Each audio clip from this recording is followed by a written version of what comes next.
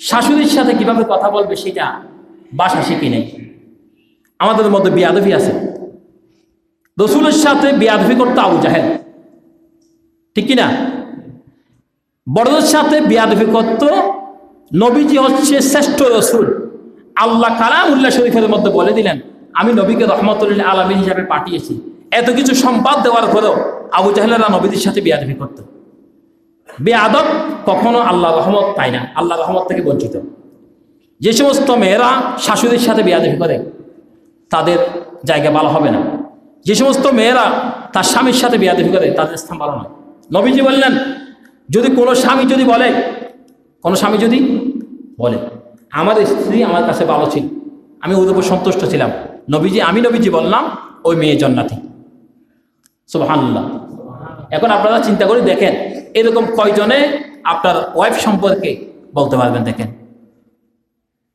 সারাদিন পরিশ্রম করে আসে, তার দিকে যদি একবার নজর দিয়ে যদি বলতো, ও আমার প্রাণের স্বামী, আপনি কষ্ট করে এসেছেন, প্রচুর কষ্ট করেছেন, সারাদিন জমিনের মধ্যে কষ্ট করেছেন, মাঠের মধ্যে কষ্ট করেছেন, আসেন আমি আপনার জন্য কিছু গরম পানি দিয়ে দিলাম, লঙ্কিটা নিয়ে গেলাম, সাবানটা নিয়ে গেলাম, আর পাটা মেজে মেজে যদি গোসল করিয়ে দিতাম, এই মেয়েগুলি আল্লাহর জান্নাতের মধ্যে খুব তাড়াতাড়ি চলে যাইতে পারত। আর মা বোনের এটা কথা না।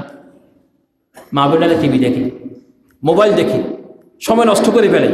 যখন হাজব্যান্ড যখন কাজ থেকে আসার সময় হয়, তখন চুলার মধ্যে চলে যায়, খাবার দিতে হবে। সেই জন্য আমরা আমাদের পরিবারের প্রতি খুব যত্নবান হব, মেয়েদের প্রতি খুব যত্নবান হব, যারা প্রাপ্তবয়স্ক ছেলে আছে তাদের জন্য যত্নবান হব, ছেলেদের প্রতি নজর দিব।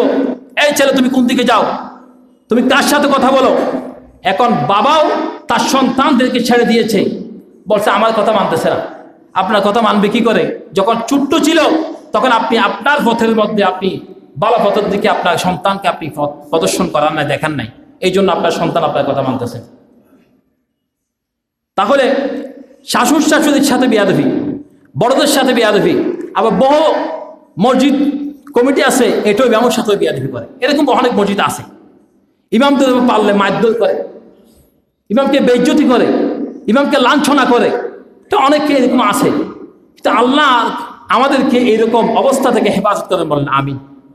বড় কঠিন ব্যাপার। নবীদের সাথে বেয়াদবি করতে আবু জাহেল, আর ইমামদের সাথে নতুন এই ফিটনেস জমানায় মানুষেরা বেয়াদবি করে।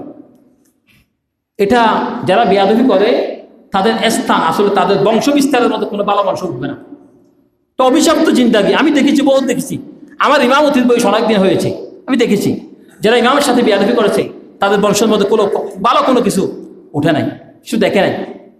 কারণ যেখানে লবণ ফেলে দেয় সেখানে কি গাছ বাঁচে নাকি মরে? কেন মরে? লবণের একটা ফাওয়ার আছে, এই জন্য।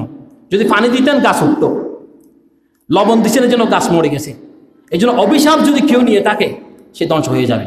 আল্লাহ বলছেন তুমি অভিশাপ নিও না, কারণ আল উলামা ওয়ারাসাতুল আম্বিয়া। আবার এখানে স্ত্রী শুরুদেরকে বললেন তোমরা তোমাদের মুরব্বীদের সাথে বেয়াদবি করিও না, কেননা যদি নিঃশ্বাস ফেলে দেয় এই নিঃশ্বাস তোমার জন্য ধ্বংস হয়ে যাবে। প্রত্যেকটি বড়জন মুরব্বীরা বসেছে, এখানে যুবক ভাইয়েরা কেউ বসে থাকলে উঠে যেতে হবে। মুরব্বীদেরকে সম্মান করতে হবে, ইজ্জত করতে হবে, কদর করতে হবে। আমরা এটা করি না। মুরব্বীরা বসে থাকে এক পাশে, যুবক ভাইয়েরা বসে থাকে এক পাশে। নিশ্চয়ই আমাদের এই এলাকায় আস্তে আস্তে ডেভেলপ হয়ে যাচ্ছে। আল্লাহ পাকের মেহের